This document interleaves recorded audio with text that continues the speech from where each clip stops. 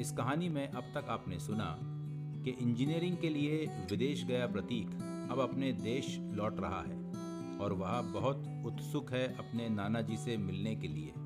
बचपन से ही प्रतीक अपने नाना के पास रहा है और उसके नाना उसके लिए एक दोस्त की तरह है।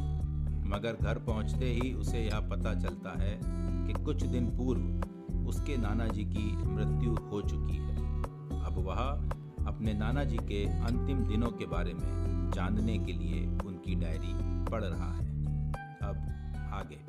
प्रतीक ने देखा कि नाना जी के अंतिम महीनों का कोई जिक्र इन पन्नों में नहीं मिल रहा।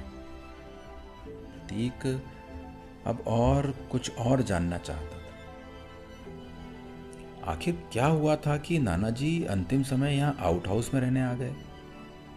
वो पागलों की तरह उन अंतिम दिनों की डायरी को ढूंढने लगा। वो डायरी तो कहीं नहीं मिली तो वो मायूस हो गया कि उसके नाना के अंतिम क्षणों में वो उनके साथ नहीं था और उनके मन की बात भी नहीं सुन पाया, क्योंकि एक वही तो था जिसके साथ उसके नाना अपना मन साझा किया करते थे। वो बिलखता हुआ उनके बिस्तर पर लेट गया, मानो उन्हें महसूस करना चाह रहा हो, और तकिए से लिपटकर बुरी तरह रोने लगा। अचानक पिलो कवर में कुछ महसूस सा हुआ। उसने ध्यान से देखा तो उसके हाथ में एक डायरी लगी। ये वही अंतिम डायरी थी जो उसके नाना ने लिखी थी। पन्ने पलटते समय यकायक ही उसकी नज़र कुछ पन्नों पर पड़ी, जिन्हें पढ़कर उसका चेहरा फक पड़ गया था। उसके चेहरे पर कठोरता और आंखों में लाली दिख रही थी। कुछ सोचते हुए उसने कुछ डायरियों को उठाया। न जाने क्या सोचकर उसने उनमें से 2-3 डायरी उठाई और घर की तरफ चल पड़ा। वहाँ उस श्रद्धांजलि सभा में माइक पर रामनिवास जी यानी उसके नाना से जुड़े लोग उनके बारे में अपने अपने अनुभवों को व्यक्त कर रहे थे। पिता दिनेश ने सरलता से रामनिवास जी के प्रति कृतज्ञता व्यक्त की कि किस तरह उन्होंने उनके बच्चों का ख्याल रख उन्हें योग्य व्यक्ति बनाया। अब बारी आई उसकी माँ संगीता की, और उसकी माँ ने बोलना आरंभ किया। मेरे पिता एक विशिष्ट व्यक्ति थे जिन्होंने जीवन में हर अच्छा कार्य किया, और मुझे गर्व है कि बेटा ना होकर बेटी होते हुए भी मुझे ये अवसर मिला कि मैं उनकी सेवा कर सकूं। मैंने पूरे मन से उनकी सेवा की। बड़ी तमन्ना थी कि उनका आशीर्वाद, उनका लाड़ प्यार कुछ दिन और हमें मिलता रहे, पर ईश्वर की मर्जी के आगे हम बेबस हैं। इतना कहकर संगीता की रुलाई फूट पड़ी। समीर ने आगे बढ़कर अपनी माँ को संभाला और पानी का गिलास दिया। पानी पीते हुए उन्हें प्रतीक आउट हाउस से आता हुआ दिखाई दिया। उसके मलिन चेहरे को देख संगीता कह उठी, प्रतीक, मैंने तुमसे पहले ही मना किया था वहां जाने के लिए, पर तुम बेटा माने नहीं। प्रतीक ने कोई प्रत्युत्तर नहीं दिया, बल्कि सधे कदमों से माइक की तरफ बढ़ गया और शांत शब्दों में बोला, आप लोगों को कुछ कहना था। मुझे आज नाना जी की अनमोल धरोहर मिल गई, उनकी डायरियां, जिस पर शायद किसी ने ध्यान नहीं दिया था। आज मैं जो भी कुछ हूं उन्हीं के संस्कारों और आदर्शों की वजह से हूं। उनके मन और आत्मा के अंतिम शब्द मैं आप सभी को एक साथ बताना चाहता हूं।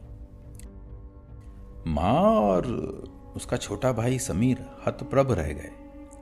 दोनों ने एक दूसरे को कनखियों से देखा, क्योंकि उन्हें तो ये पता ही नहीं था।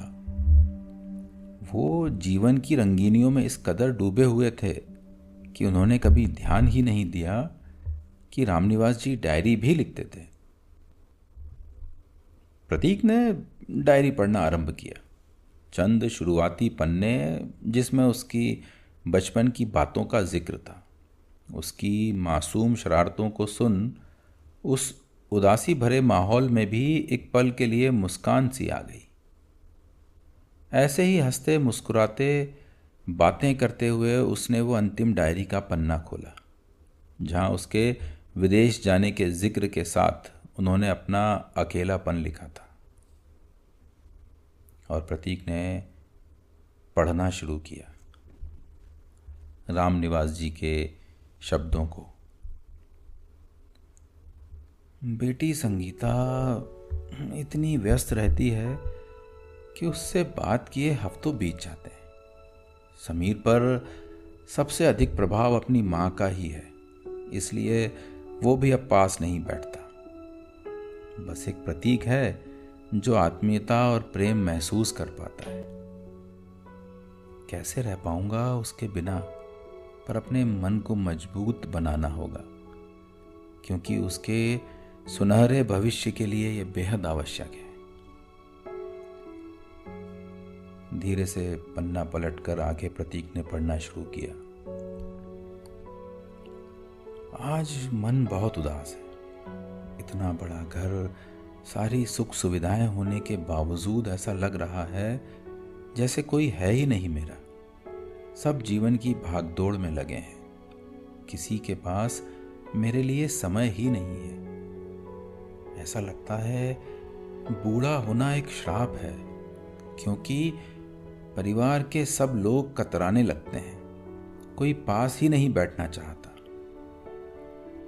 अगले न जाने कितने पन्नों में उन्होंने अपने मन के सारे अवसाद लिख छोड़े थे, जिसे पढ़ते पढ़ते प्रतीक भावुक हो रहा था और बाकी सब आश्चर्यचकित। मृत्यु पूर्व कुछ पन्नों में इस तरह लिखा था,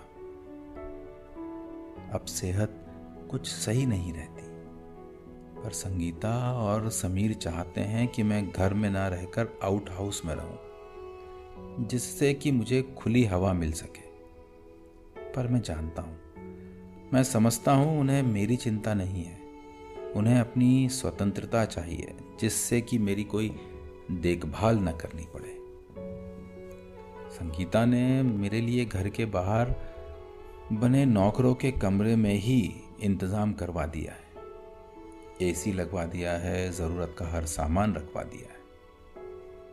पर मैं अकेले कैसे रहूंगा? कोई आवश्यकता पड़ने पर किसे आवाज दूंगा? अगले पन्नों में उन्होंने और दर्द बयां किया था। सेहत दिन ब दिन बिगड़ती ही जा रही है। ऐसा लगता है अब जीवन यात्रा समाप्त होने को है। मेरे पास हर एक चीज है। एक सुंदर सी टोकरी में फल हैं, पर उन्हें काटकर मनुहार प्यार से खिलाने वाला नहीं कोई। नौकर खाना बना तो जाते हैं, पर ना उन्हें मेरे स्वाद का पता है और ना ही मेरी रुचि का। तो कभी मन मार कर रह जाता हूं और कभी भूखा ही सो जाता हूं। रात में जब पानी की प्यास भी लगती है तो उठकर लेने की स्थिति में नहीं होता, क्योंकि सभी नौकर जा चुके होते हैं, तो अक्सर प्यासा ही सोना पड़ता है। कभी कभी सोचता हूं, जिस परिवार के लिए जीवन भर कमाया, अंत समय में बुजुर्ग आखिर उसी परिवार पर बोझ क्यों बन जाते हैं। और ये अंतिम पन्ना, प्रतीक ने अपने हाथ में उठाते हुए डायरी को कहा कि यह है वो अंतिम पन्ना जो नाना जी ने अपनी मृत्यु से ठीक पूर्व लिखा होगा। आज ना तो भूख है और ना ही कोई इच्छा। दीनू शाम 6 बजे तक वापस चला जाता है, मेरे पास खाना और पानी रखकर। पानी बोतल उठाते समय हाथ से छूटकर गिर गई। बोतल में थोड़ा ही पानी बचा है। बहुत तेज प्यास लगी है, हालत सही महसूस नहीं हो रही है। निचले हिस्से में कुछ गीला गीला महसूस हो रहा है। इसका मतलब इंद्रियों ने साथ छोड़ दिया है। शायद मलमूत्र कपड़ों में ही निकल गया है। शर्मिंदगी के साथ साथ डर भी लग रहा है कि कहीं पानी पीने से हालत और खराब ना हो जाए। पर ये क्या, बोतल में तो एक बूंद भी पानी नहीं बचा। लगता है आज पानी भी नहीं मिल पाएगा। मुझे बेहद पश्चाताप और ग्लानि होती है स्वयं पर। आखिर क्यों नहीं समझ पाया मैं ये सब? आखिर मुझे समय पर ये समझ क्यों नहीं आया कि मेरे बच्चे अब मुझे रखना नहीं चाहते। मुझे नहीं पता मैं कितना जी पाऊंगा, पर सबसे ज्यादा क्षमा प्रार्थी हूं मैं अपने दामाद कैलाश जी का, जिनकी सरलता को मैंने उनकी कमजोरी मान लिया और अपनी बेटी का विवाह उनसे कर दिया। शायद मुझे मेरे इन्हीं कर्मों की सजा मिल रही है। शायद मेरी मुक्ति ईश्वर ने मृत्यु के रूप में मुझे दी है। और कैलाशनाथ जी अपने सरल स्वभाव का बोझ उठा रहे हैं। अंतिम समय में बस उनसे इतना ही कहना चाहता हूं, हो सके तो मुझे माफ कर देना। इतना कहकर प्रतीक ने डायरी बंद कर एक तरफ रख दी। 2 घूंट पानी पीकर रुंधे गले से बोला, इस अंतिम पन्ने पर तारीख दर्ज है आज से 15 दिन पहले, यानी 4 अप्रैल शनिवार रात 11 बजे। और जैसा कि दीनू काका ने मुझे बताया कि अगले सोमवार को सुबह लगभग 9 बजे जब वो यहाँ आए तब उन्हें नाना जी की मृत्यु का पता चला। मतलब लगभग 30 से 32 घंटे बाद। मतलब अंत समय में नाना जी को कोई पानी देने वाला भी नहीं था, ना कोई उनके मन की सुनने वाला।